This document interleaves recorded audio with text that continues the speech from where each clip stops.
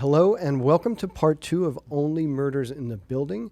I am here with Lindsey Alvarez from California. Hi, Lindsey. Coming to us over Zoom. Hi. And Joe White in the studio. Hey, how's it going? Joe, as we know from part 1, is production sound mixer on Only Murders. And Lindsey, tell us what your role is on Only Murders. I was the dialogue and music re-recording mixer. And Matt Waters was our effects backgrounds Foley mixer and supervising sound editor. Amazing. I definitely want to understand how you guys divided up the workflow, but just to sort of like set us up, I want to play the first clip right away. We can talk about it. I'm playing it not necessarily for sound, but just so we all get the mood. My future looked so clear to me.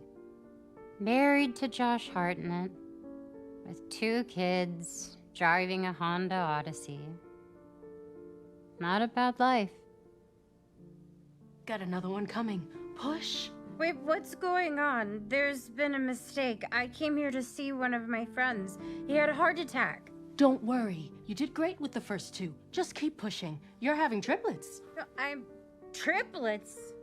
And now, baby 3. But here's the thing about childhood fantasies. They almost never come true. Congratulations.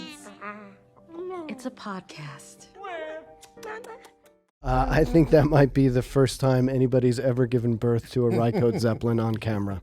And I just want to congratulate you and the writers for pulling that off. There was a lot of discussion about what was going to be seen as the mic. They went through very many different options. I bet. And so it was really important to get it right. Nailed it, I would say. All right, with that, Lindsey, you said something at the top that really is interesting. How do you and Matthew divide up the work? I guess if you could take us through when you first get the materials for the episode. Yeah. So, Matt is the supervising sound editor and re-recording mixer. So he's been on it, soon after they start shooting dailies and everything. And he starts receiving them, building, the world for the edit bay that can be used when they're temping the cut. And so he's involved in it from the very beginning. Then, when it comes time to start mixing, after they have an approved edit, we both work together. I sort of like lean on him because he has a knowledge of what, the showrunner and the editors are feeling and their aesthetic. But I, since I worked on season 1, I was like, oh, okay, yes, I remember this world. I can't wait.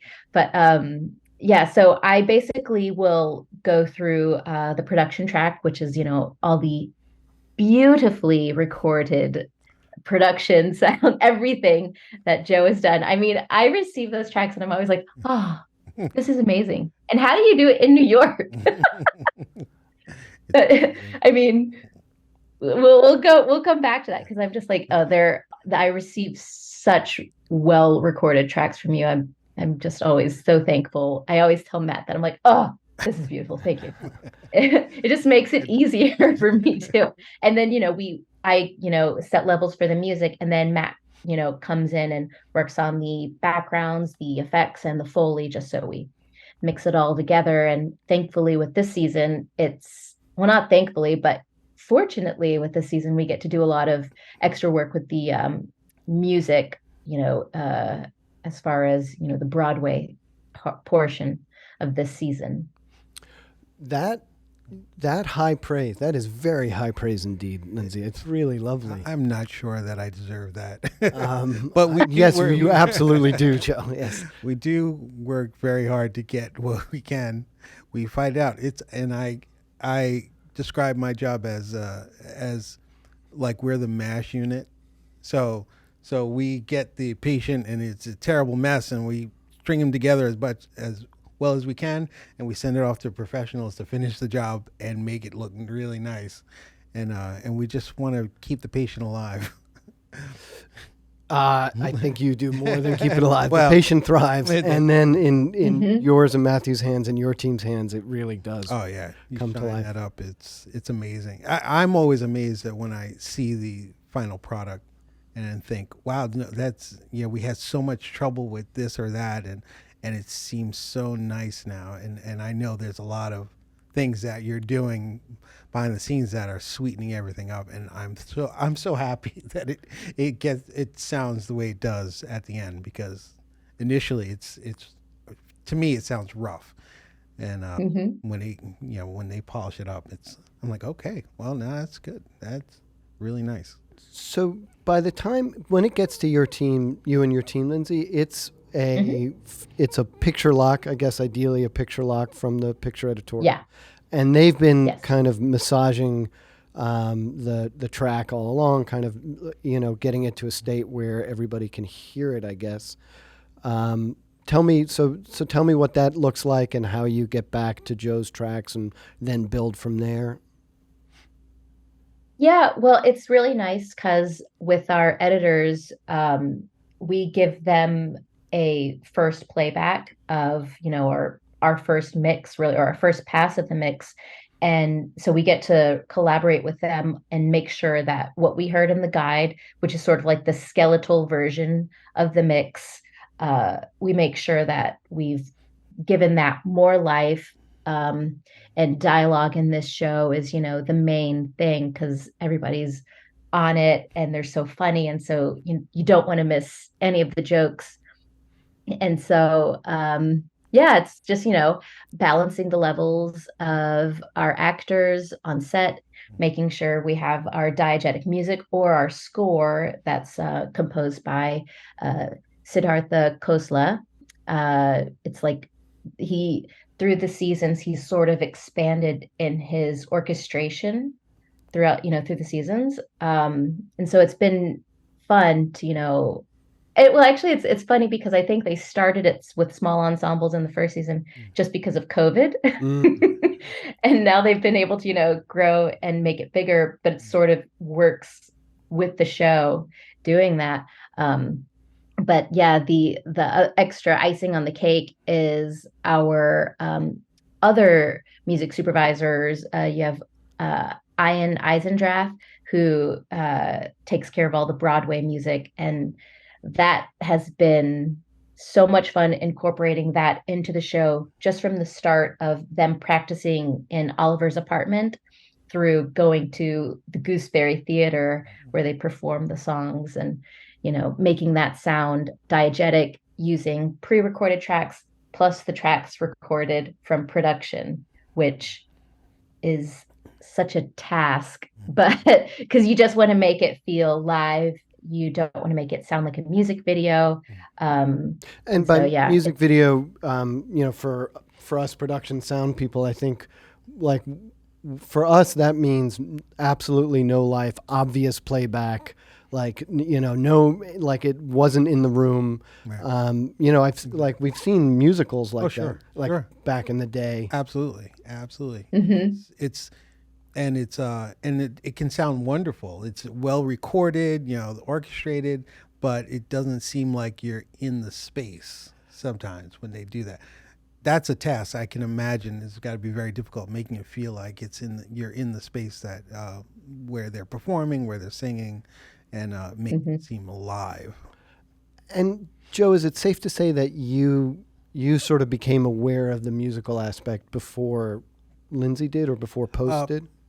Yes. Oh, yeah. I was, early on, I knew there was going to be a lot of music in this season, because they wanted to prep. They need to know what we needed to record this, whether we can record everything live, whether we, what's in a lot of people need. I've done it before in several different ways, so I, had some opinions on how we should move forward, and from that they extrapolated a schedule that would allow them to do either the live recording on set and give them time to record the pre-records upstairs, which they were doing as we were shooting, which was interesting. Upstairs you guys were at studio. Silver Cinemagic. Cinemagic. Magic in in Queens, and they built a booth upstairs in the one of the rooms they use for makeup and stuff, and full decked out that we've used at another show. I guess I can mention. Yeah. But up here, it was another musical show we did, and we had the same stage, and they built a booth and stuff. So we used the same thing, layout. And so when they did a lot of the pre-records there upstairs, so we had it for playback. Now I'm assuming that they go back and redo some of that as well, but I'm not sure. Yes. We're curious. That, I am not sure either. I think, our music editor, Miha Lieberman, he had the ultimate task to, have everything prepped for us on the stage. So he would have the production tracks from you. He would have the pre-recorded tracks, from the music mixer side. Yeah. And then, instrumental. So like, and then he'd say, okay, well, actually, we need to use all pre-record. And like, can we? and what you're talking about, I guess you discussed a lot of things with Ian. Yes, because on set he was there on set, and we discussed a lot and figuring out what to use, and he really was gung ho on getting everything live, but realizing that we might not be able to use everything, but getting what we could live, and he was very into that. But again, he was it depended on the director, the time, how we were shooting the scene, whether we're using 3 cameras. We used 3 cameras a lot this season, and the lighting was especially difficult on a stage. On a stage, yeah, I imagine. So, Yeah. I just want to get some equipment questions for the pre-records. Did you have much involvement in the pre-records? Like, did you specify certain mics? Yes, yeah. So Derek Lee, who was doing that recording, I worked with on Fosse Verdon, and we had a discussion on what mics we were going to be using on set, and distances, and what, and I was providing some things, but I made sure that they were using the same mics. So he had a setup. He had 3 mics all the time. He had a wireless, DPA 4060. He had a Sheps, CMC6, with a hyper head, because that's what we were using on set. And he had a nice studio mic. I forget which one it was. But Not something an- like a big condenser or yeah. something. Yeah, sure. And so I never got to we were always working, so I never got to go up and listen to what they were doing and what they were using and when, and but to have all that laid out and an opportunity to switch between them must have been better for your choices. More choices is better than less as far as matching microphones and scenes. And just to kind of anchor the discussion for people watching, it sounds like communication was key in terms of not only like an audio vision for it, but also the specifics of what you were using. Absolutely. It was one of those things where you could solve a lot of issues if you just talk to everybody, or everybody's on the same page. And so we didn't run into a lot of issues as far as how we were capturing that and how they were gonna end up using it.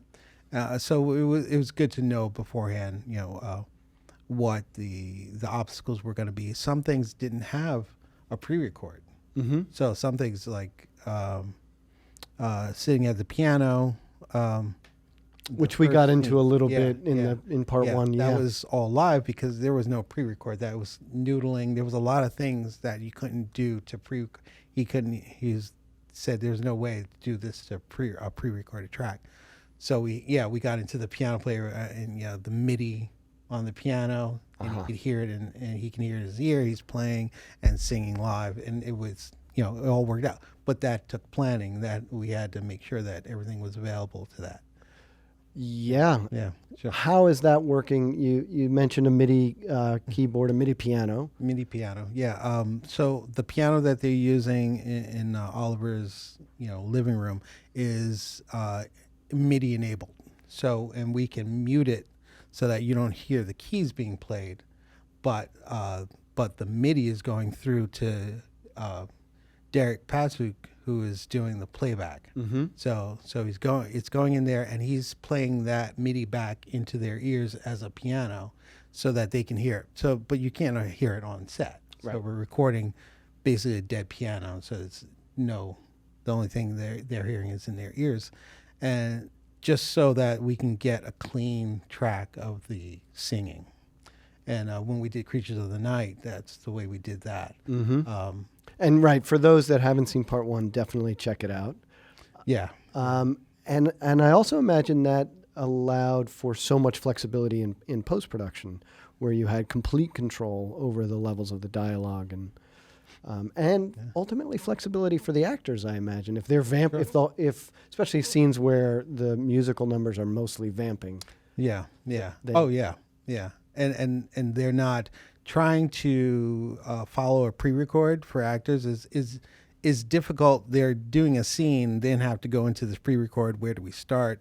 This is too early. If they don't get things lined up correctly, it's much better just to let them go and be able to record it live and do it real.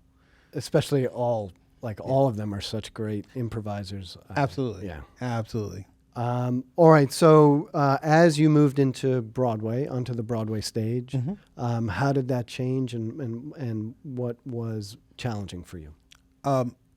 Well, like we kind of discussed, the lighting is an issue on a Broadway stage because a lot of the Broadway shows, they have mics that that they attach to their hair, or so the mic is always with them, always clear and in an open area. I presume at some point there was a discussion where that was ixnayed. There was huge discussion. It went pretty far too, and in fact, I had you gave me some information, was great. I needed an A2 that did Broadway shows to rig mics in case we wanted to use them for the full production. So if we were doing the full production, as it would be in a real production, they would have these mics, and some of them were visible, so we want to see that. But there was emails back and forth, and there was a way to do it. I had given them a path to they could do that or not, and they picked ultimately not to do that. They picked magic. They picked magic, which because the actors were going off set. They were running around. They wouldn't have this mic on when they were discussing these things. There was a lot of things they didn't want to put into question in the scenes. And I said, that's fine. We'll do it. But it did make it difficult to capture the sound, because I like to capture everything on the mics that we can, because it's just a better sound for me. And especially singing, it's more open. It gets a little tight when you have wireless. It can sound really good, but it's I think a great mic, boom mic placement is much better for that as well. And in the theater, it's nice and big there. Yeah, and it's a beautiful theater. It looks like absolutely beautiful acoustics and yes, the acoustics are good, but you have about 1,000 lights with fans in them. Mm-hmm. So I don't know if you heard the fans there, but it's insane. I thought, there's no way I'm going to get fired. So I'm like, this is it. They're going to get and not be able to use any of these tracks. And that, again, that's me just, oversensitive to all the little noises that were cleaned up and sounds beautiful. Again, I can't thank everyone in post enough about, how well they clean everything that I think is a mess. This is such a unique opportunity, because normally it's just two sound people, production sound people talking and complaining. Mm-hmm. Yeah. But Lindsey, can you address that? Well, was that a big challenge to clean it up? I mean, thankfully the plugins have gotten, better throughout the years. So noise reduction, especially something like fans, even tones or hums, it's sort of a nice little audio suite plugin, or I have I'll just talk about a little bit of gear that I love is the Waves Clarity program. I just have that on my center channel track really for dialogue, and that really helps with noise. You can dial it up. You can adjust the band that you want to, It's a fully suppress more. Hue, yeah. Yeah. And then of course there's always Isotope RX that does good denoising and dehumming, taking out tones if there are any.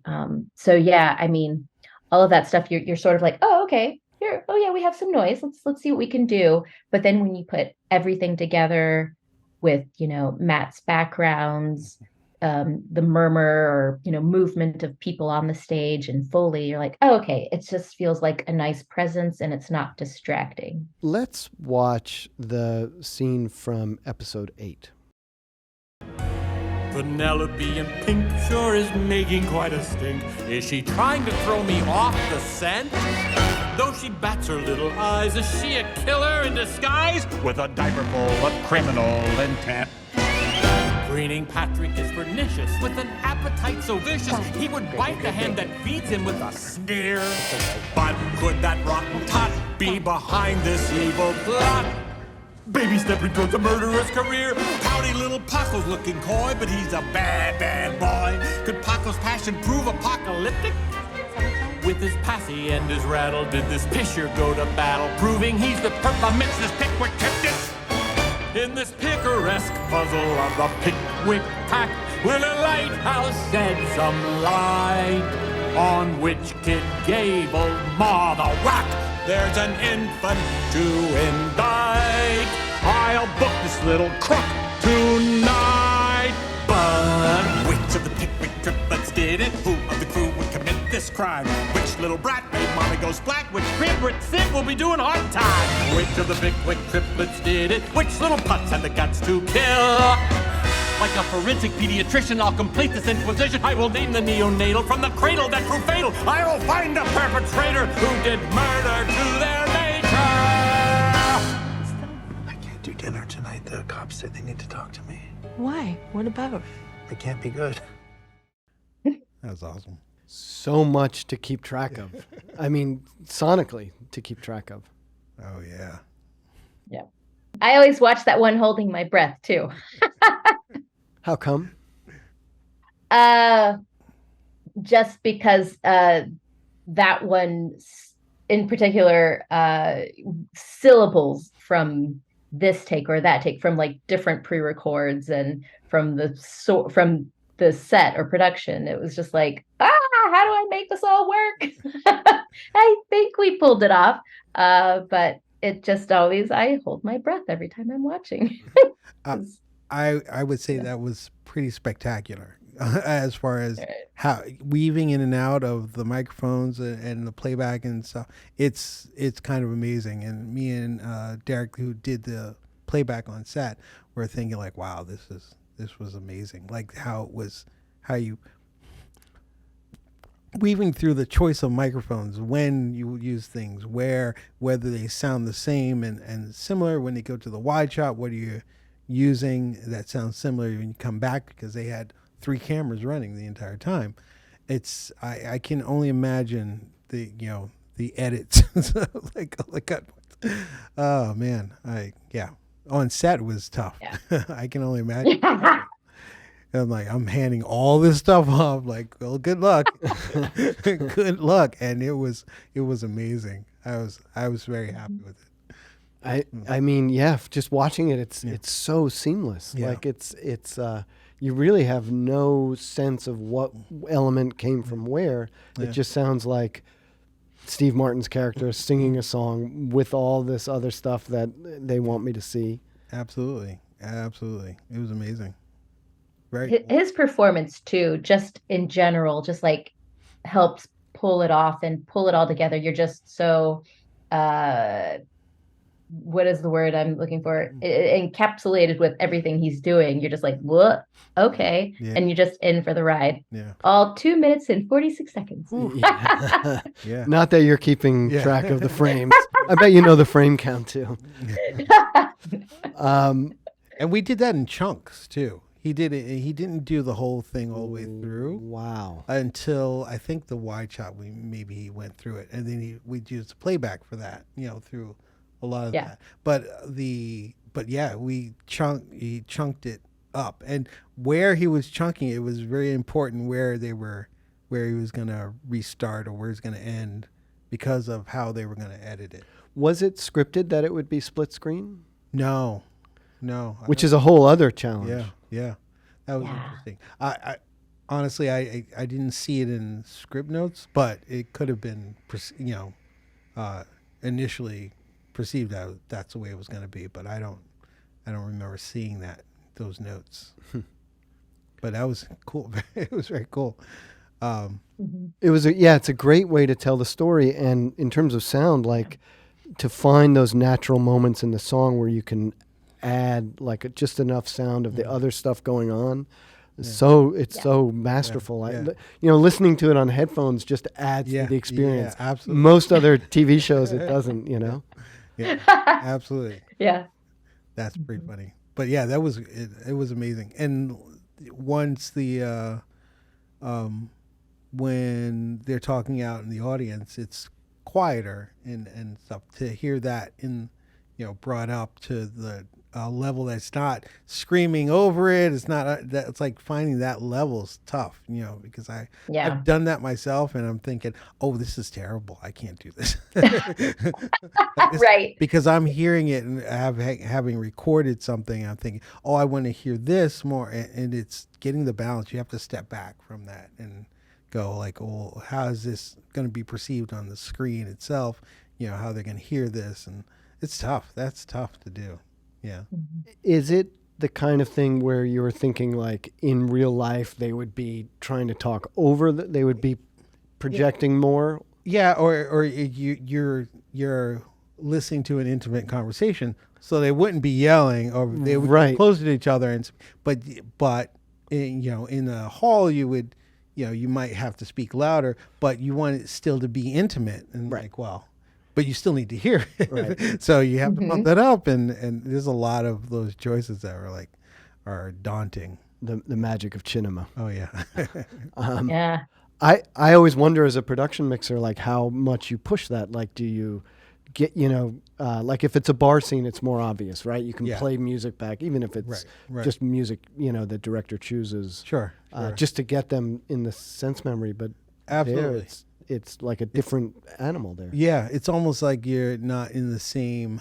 Not in the same room. That's not correct.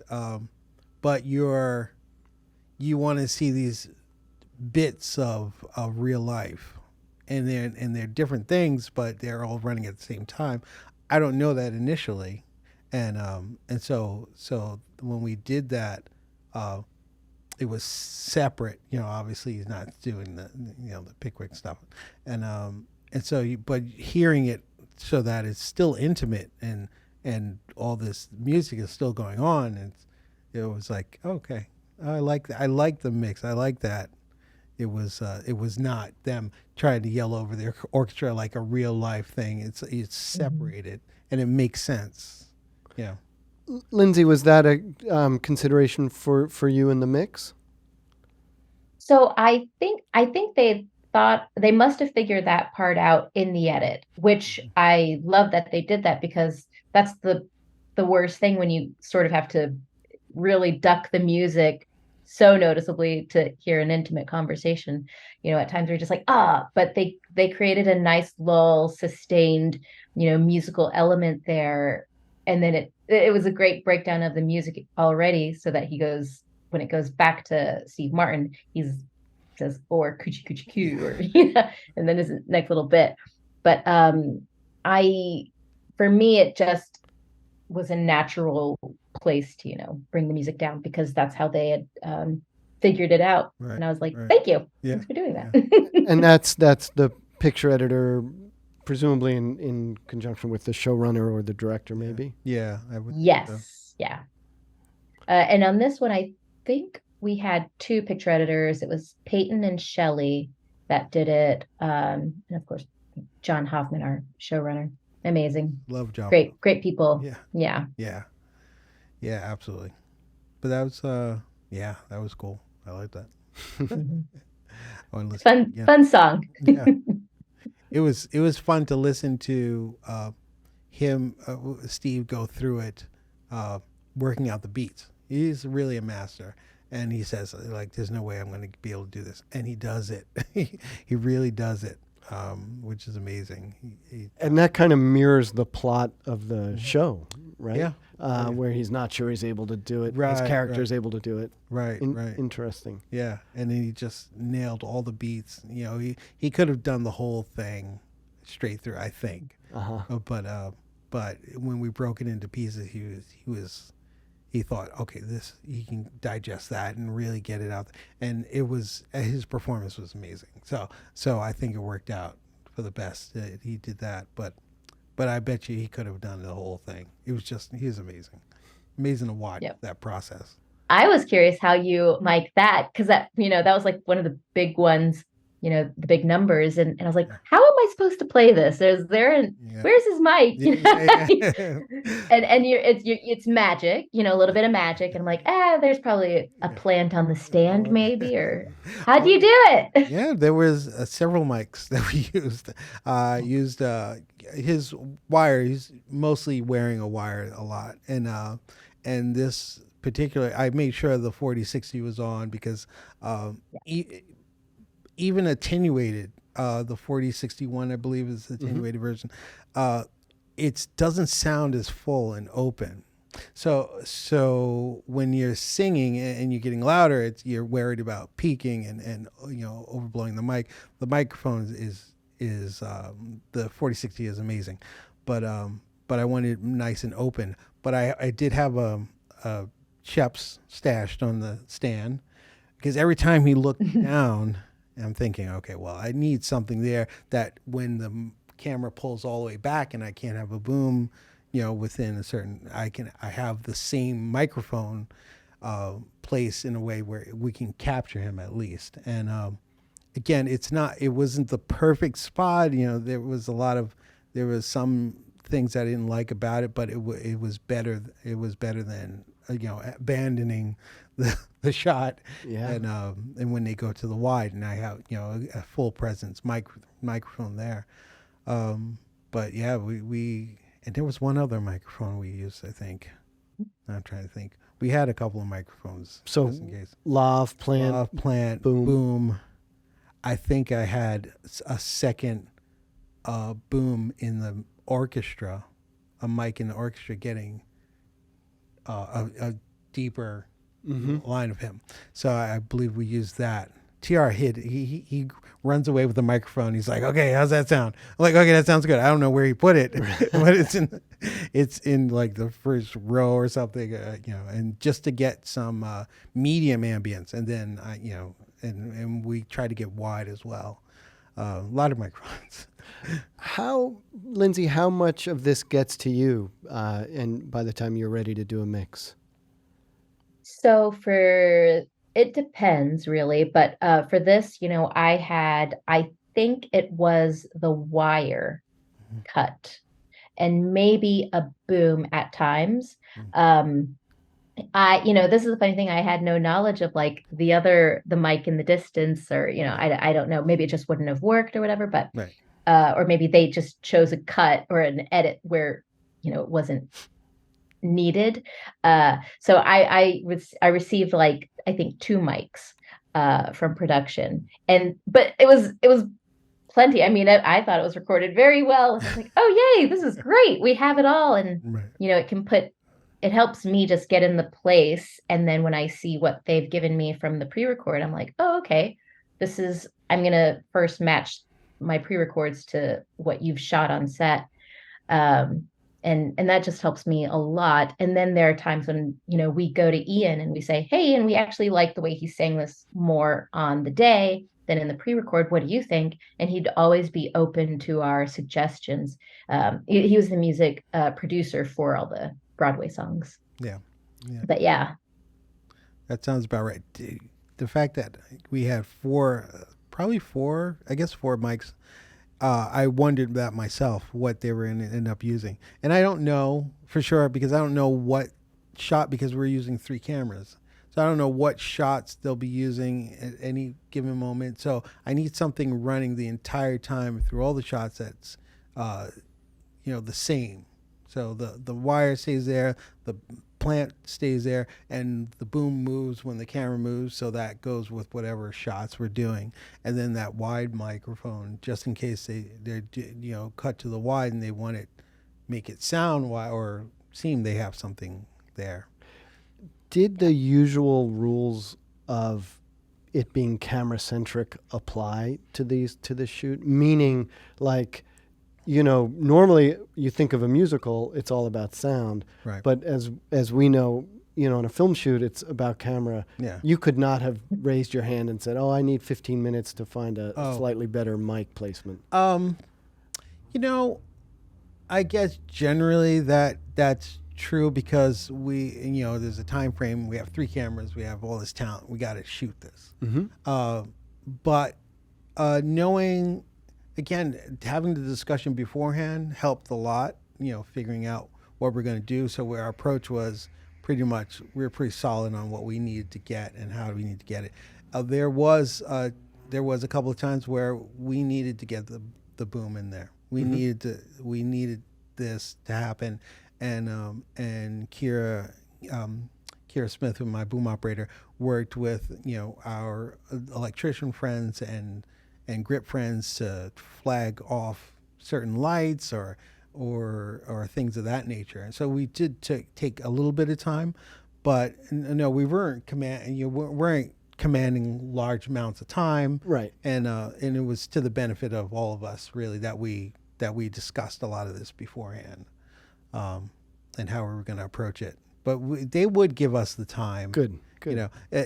Really, but a lot of times they wouldn't be happy about it anyway. It just doesn't. The nature of the beast. Exactly. Yeah. It's just sound and camera. Camera's going to win. Yeah. No. A lot of times, camera's going to win. And just to be clear, the lighting on a stage is especially hard because they're hard lights and they're really lighting the whole stage. Yeah. And lots of lights, a million different points. And it's difficult to get in there, get in and get out without being seen, in the boom. Right. Which is tough. All right, let's watch the other clip.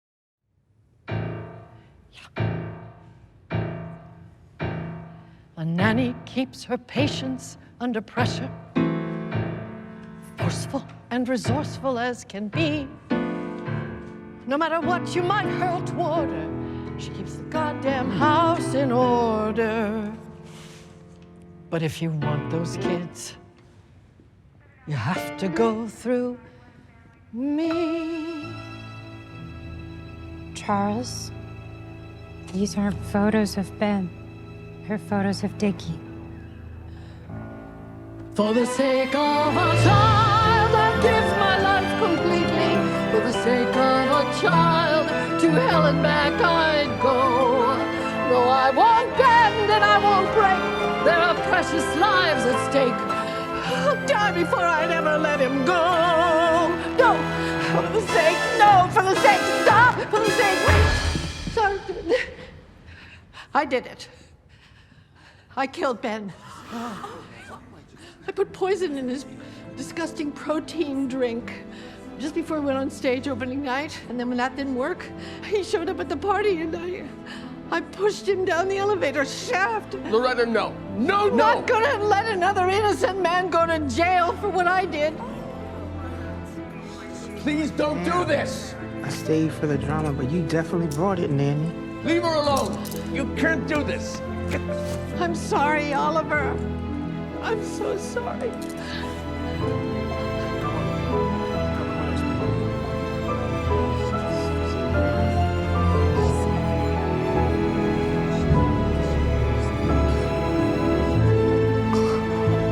Oh, God.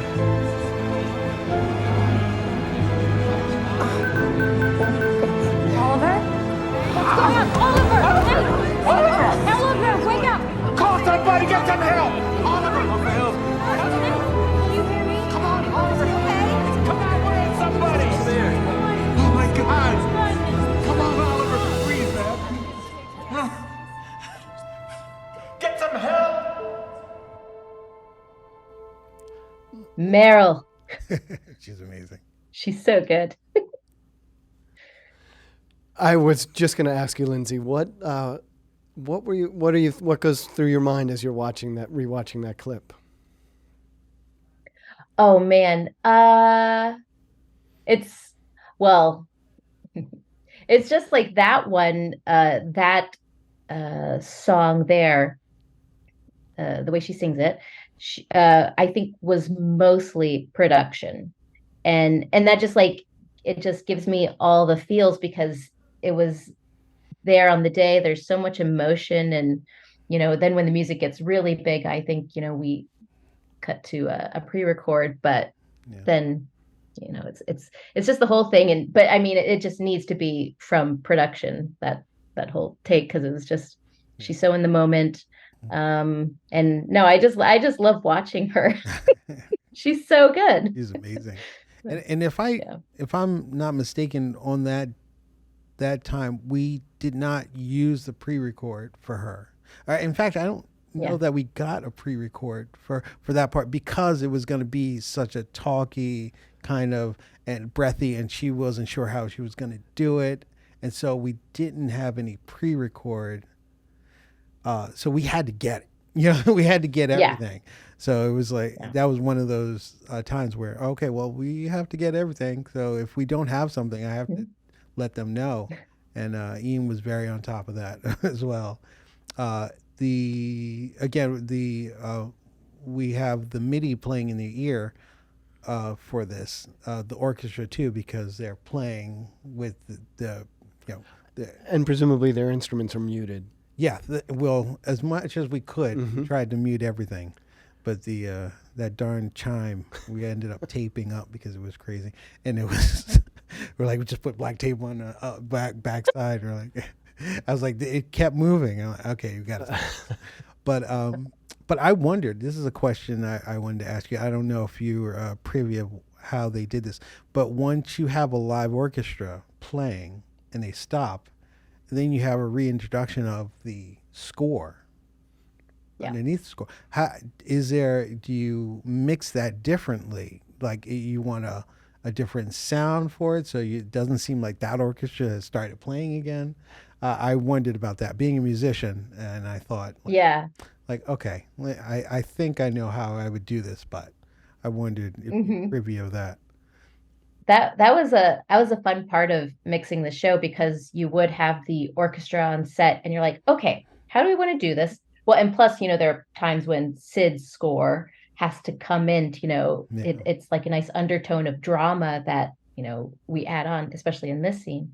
But, it was a case by case thing. And so for this one, just tried to make it sound as live as possible. But then, when she sings For the Sake of a Child, or those lyrics, that's when we sort of opened it up, went more surround with the instrumentation and the orchestra players there, plus Sid's score.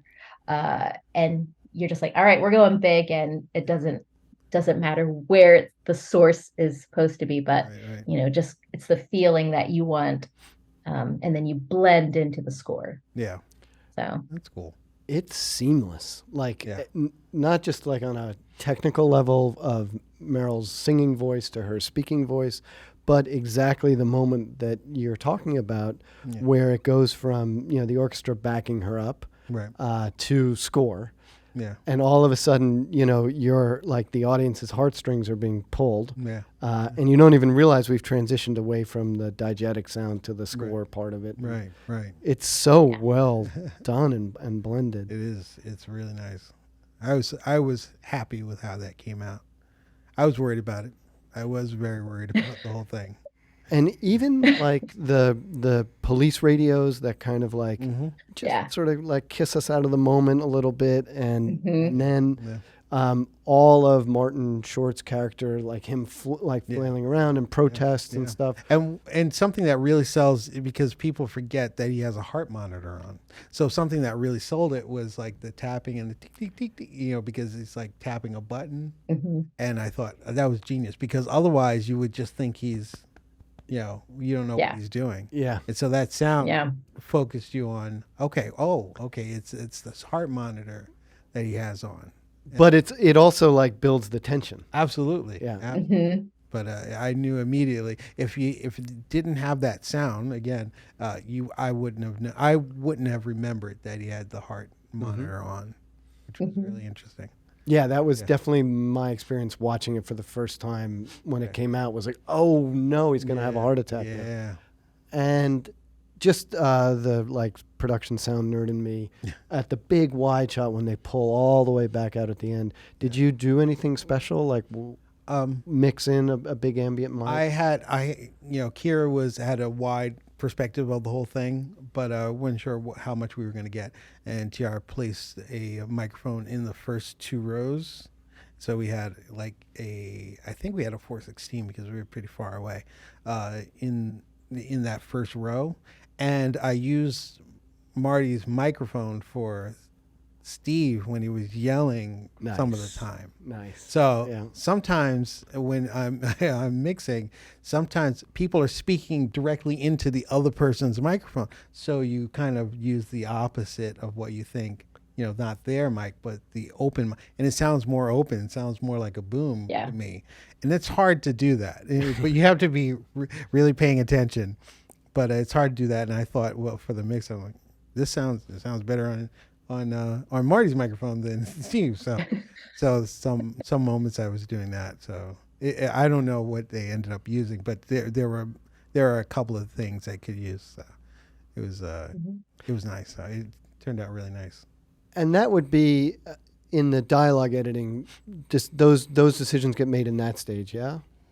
Yes, and if there's something where it's too muffled when we receive it on the stage, we're like, hey, are there any other mics available? You just ask, because most of the times they're like, no, but sometimes like, oh yeah, actually try this. And you're like, hey, this isn't, so-and-so's microphone, it's the other person, but it sounds better.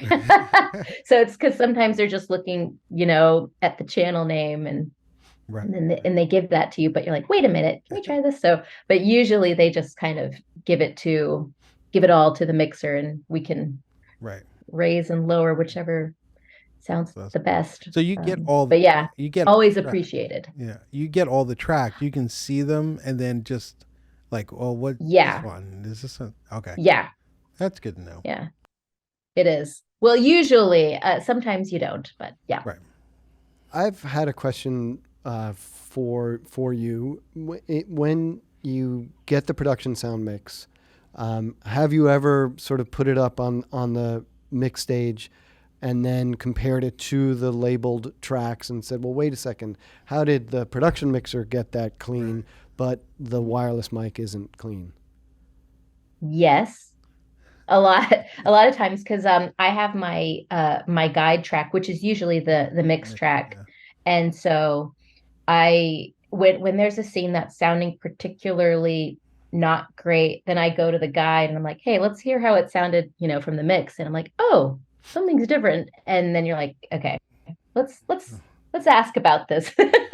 So yeah, many times, every time I always say, let's look at the guide. And sometimes, for whatever reason, it was left out or left off. And that's why you have to do some digging. And that's why I love having a guide track as well, which is the mix track. Right. Thank you. Yes, please keep doing it. I wonder sometimes because sometimes you're in a rush and your notes aren't clear, and I try to spell it out in the notes, but sometimes it just doesn't get written down. So and if it's something specifically that I think might be an issue or that they could avoid, I'll try to I call Matt and say, hey, listen, this is coming down the pike. This is what it was. I didn't get a chance to really, section it off and tell you exactly. But most of the things I think they're going to be able to figure this out. But when I use the other person's microphone and stuff, that stuff I don't I do it so often that I forget to really spell it out in my notes so that they know what they're hearing.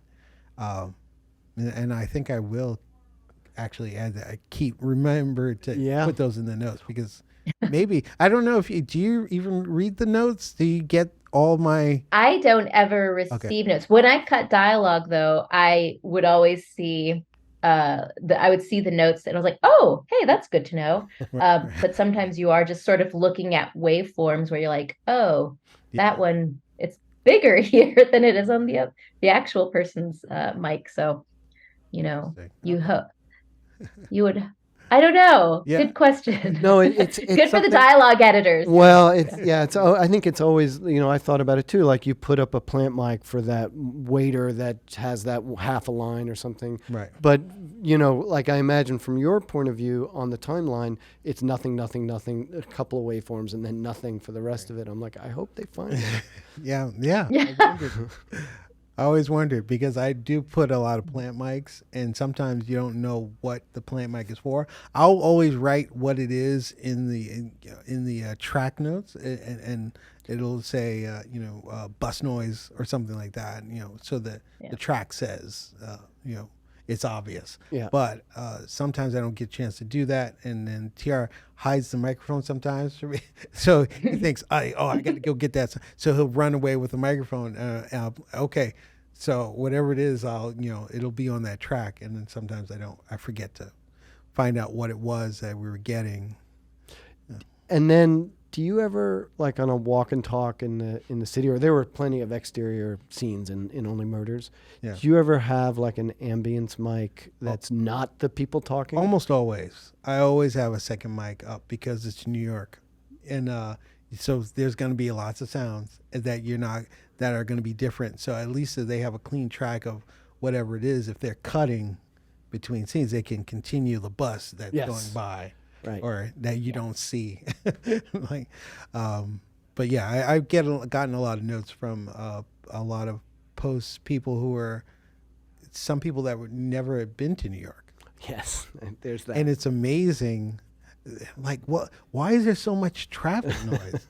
And I thought, oh man, it's like, do I explain New York City or, but I think there's the density of New York isn't clear. One thing that I learned is that for people in post-production, and Lindsey, please correct me if I'm wrong, I think correctly they see the frame. In other words, like they don't see the construction site and the density of New York where it looks like a street, but it could be like 15 feet is somebody like jackhammering that has to get paid off. Absolutely. And cursing as he's walking away. Yeah. You're like, okay, roll. Yeah. There's a lot of that. But the street noise in particular, like, would you, Lindsey, is that stuff useful for you and your team? Like where it's stuff that's not the dialogue? Oh yeah. I mean, I think it always helps, especially because of cuts or edits that they do. And you want something that's consistent because it's not like we don't want to get rid of all the noise or the ambience around in the production track. So it's just nice when they do have that, or when you do provide that, and when it is cut and included in our tracks. Yeah, and I learned that from talking to post-production people because I had to learn how to edit to know what to give them, to what can work or what to worry about, what not to worry about. There were a lot of instances where in previous films and television shows where you're worried about a low rumble. Mm-hmm.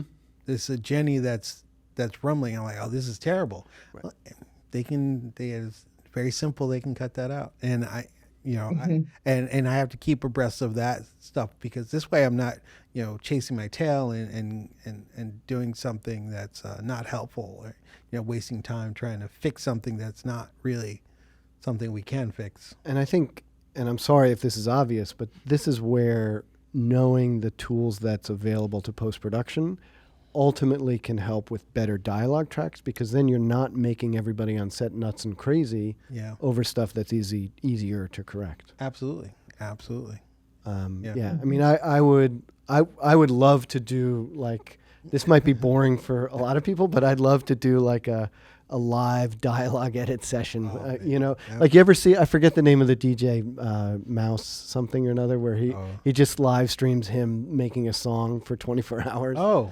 Yeah. yeah. I've never watched that. Dead but Mouse, yeah, I think. Yeah. Yeah. Oh yeah. Yeah. But something like that for dialogue editing. That would be interesting. You know, like That for would be us, so I'd be like, oh, Yeah, right, yeah. okay, that's what they see. Okay. Yeah, I was supposed to come to the mix this season out there in California, but I ended up not because of crazy situations. But I always want to go to the mix, even after I'm done with the project, because I learn something every time, and sitting down talking to the posts, the re-recording mixers, the music editors, and everybody. I feel like I learn every time I go to one of them, and I want to continue doing that because I need to keep evolving with our work. Yeah. Yeah. It's the first one I got to go to. The re-recording mixer said, "Oh, you're probably not going to be interested. It's an M&E mix, I guess, like when they're making it for foreign television." Oh, so Right. everything but my work, my work. Yeah. But it blew me away. I'm like, wait, you're adding clothing noise? Yeah. Wait, what? Right. But it was still fascinating. Yeah. To know like what they're, what's possible. This Absolutely. was going back. Absolutely. We'll see. And I was going to just say, in something like this, where you have the MIDI piano, and the actors doing the Creatures of the Night in that one scene in his apartment, that's perfect for an M&E mix because you can easily take them out, and it's, the piano was actually pre-recorded that we put in for his apartment. But yeah, then it makes it work and makes it easy for the M&E, so sounds great everywhere. Yeah, that's true.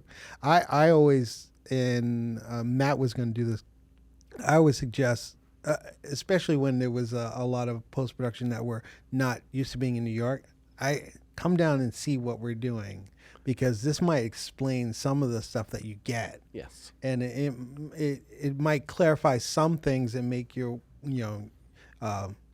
workflow a little bit simpler. If you're not chasing this, knowing that there's always going to be, boom 1 is always going to be whatever is on camera. Boom 2 is off camera, or, a secondary character or something. There's a lot of little things that, I think you can learn on set. Not as much as I learn in about post, but there's some things you can learn, and some things that will be totally frustrating if you go. You're like, how they can't just walk through the set. And I'm like, yeah, no, this is how you can't stop that. Like that's extra noise. Like, yes, it is. Lindsey, do you ever get the feeling like you're getting to know the production mixer through their tracks? I mean, yes, but I think I get to know the mixer more, but I also know my dialogue editor as well. So because it's sort of filtered through the edit, and then it comes to you. And so by the choices they make, you can understand what they're looking for. And yeah, that makes sense. Totally. Yeah.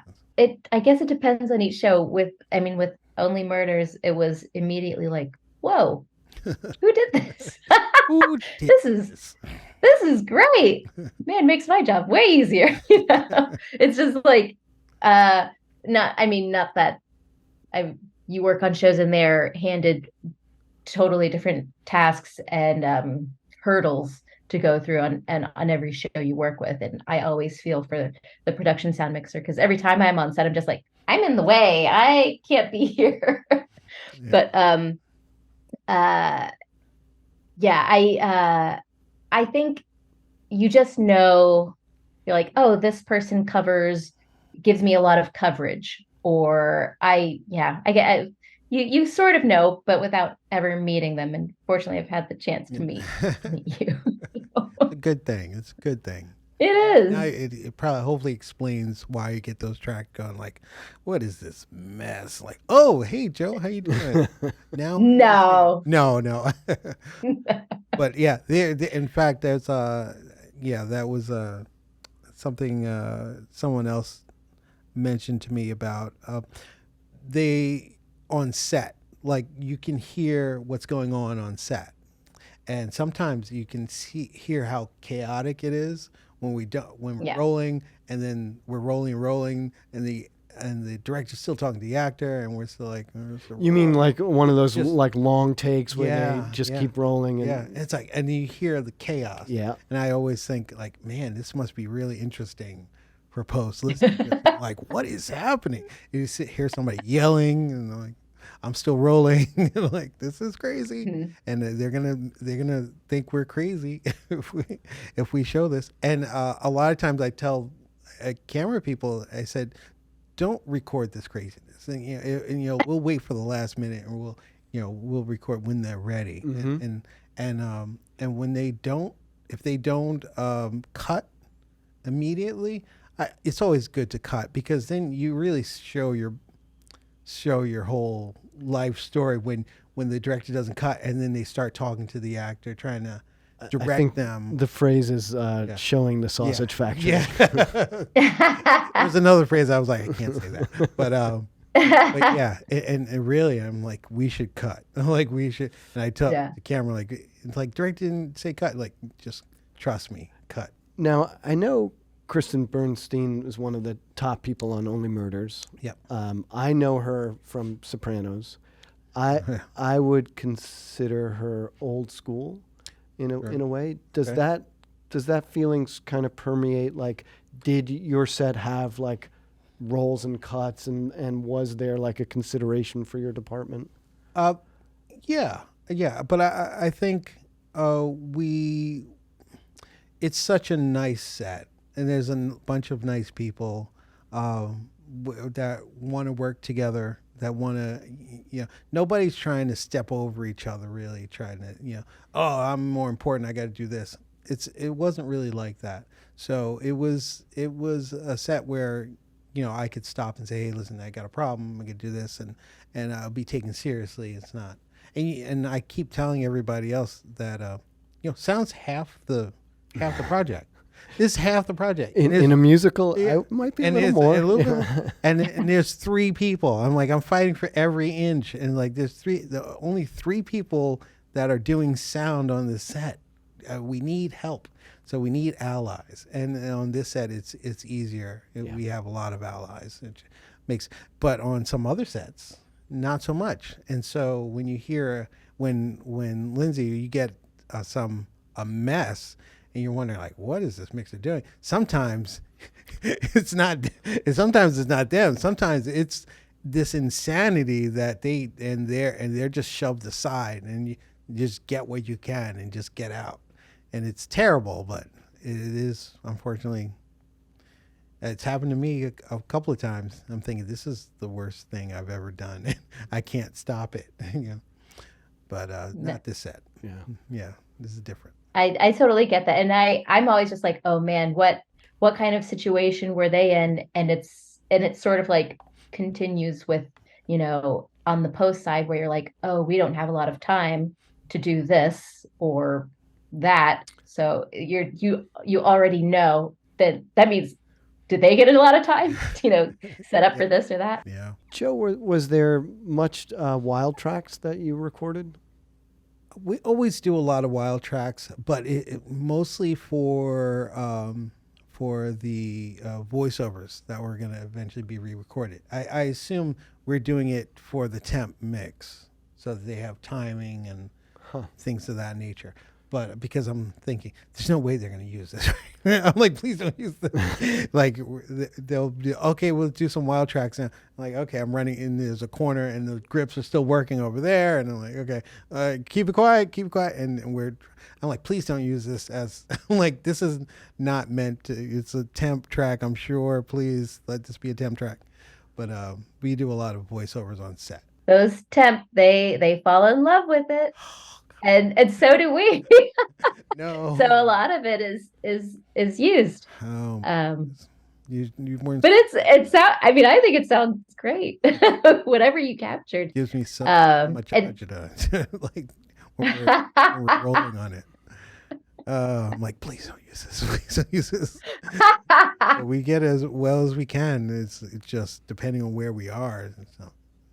Like, when we're out and about. In the stage, it's not so bad, but when we're out and about in the city, Like, well, okay, wild check. I'm like, we got to do it here in this restaurant. Like, okay. All right. But yeah, but as far as the other wild would you have them sing a song wild or anything like that? No, in fact, we didn't do a lot of that, and I've done that before in musicals where we've done where we've done a live recording and played that back, which was interesting. But or just getting the ambience of a choir singing and that stuff. But no, we didn't do a lot of that. We did. I think we might have done it once. I'm trying to remember the situation. Might have done it once where we got it clean. I do have a question for both of you, and I think it's coming from a personal place. My older son, despite my best efforts, is getting into sound. Wow. And so I just, I wonder, and Lindsey, I'd love to start with you. Like, what somebody sort of watching this that thinks maybe they could want to do this for a living, what would you tell them? Oh man, I would say, first of all, I mean, if you love music, if you love movies, then go for it, because I feel like this is when you can break through, everybody has to, pay their dues, but when you can break through and you have your first spotting session, or you're on the set, which I don't know too much about, but when you're on the set and you feel all the buzz of everything, I'm just like, I can't believe I get paid to do this, because I mean, it's always fun. I mean, you're just like, wow, all right, it's a fun horror movie that we're doing. Okay, cool. And it's like it's always a new project, and you I don't know, it's just like it's a fun gig when you can get through it. But I think you could point them in the right direction. Absolutely. Joe, what would you say? I always tell them, please don't do that. Please don't do that. Well, that's the best efforts. I'm like, oh my God, please don't do that. But if you're gonna do it, like, you have to have a love for film and for filmmaking, and not necessarily for filmmaking because that's what you're learning but for film and the intricacies of the scene and what's happening in that scene, and not necessarily how they got there, but the enjoyment of the entire finished product, because then you start to delve into taking it apart, and it's even more interesting how we do a scene, we do a nude scene, and how do you do that? Are they they're like exposed and they're really acting? So there's a lot of things that you learn about, but having a love for film itself, or for film and I think that's really important. Joe, was there a movie that you saw as when you were starting out or before you got into it that you saw and you said, "Yep, that's the one. That's I want to do what they're doing"? Yes. Probably not necessarily for sound, because I was already a musician. I was like into music stuff. But for film itself, there were probably a couple. One of them was Yojimbo, which was an amazing movie, and Gandhi, which was, I watched Gandhi probably 40 times, the entire thing, which is 3 hours, a little over 3 hours. And when I was a kid, and when it came out in '80, I forget what time, and I watched it constantly. I thought, wow, it was such a big scale to me, and such an intimate thing, and that mix was amazing to me. I thought that was, okay, this is amazing. I gotta find out how to do this. And there were a lot of other movies that were for different reasons, but that was one of them. That was like, yeah. And Lindsey, what about you? Took me so many times to get past the first act of it. because I would always fall asleep. But it was 2001 Space Odyssey when I was like, maybe I was a junior when I was finally able to go over the hump of like where I used to fall asleep. I was just mesmerized by the entire film, start to finish. I was also a musician, but more orchestral.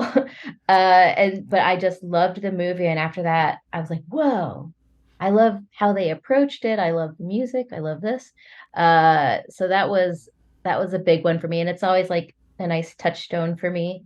I'm just like, oh, I need a good like sound refresher and it's something that was made in the late 60s. It's crazy.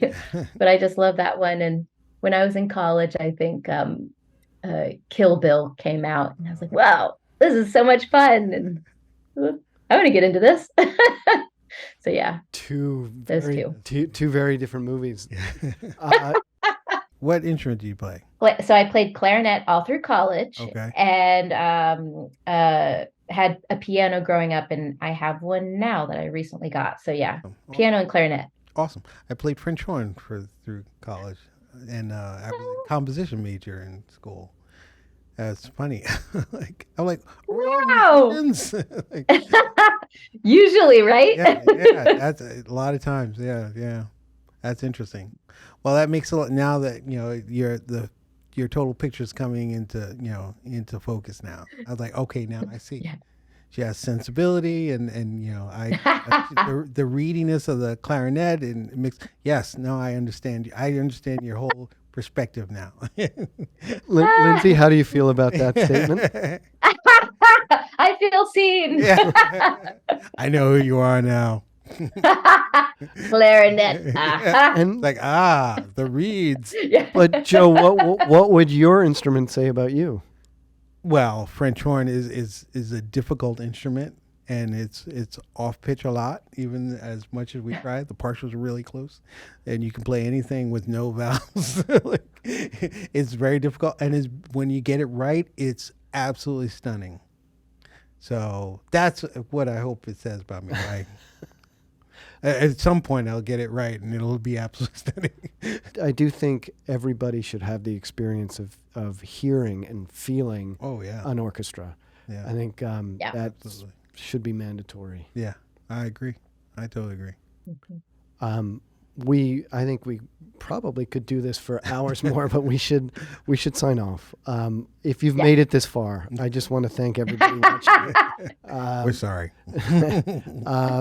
Please ask questions in the comments, and we'll definitely make sure that we all get to them and see them, and we'd love to engage in a dialogue and continue the discussion further. So, absolutely, Lindsey, thank you. Joe, thank you.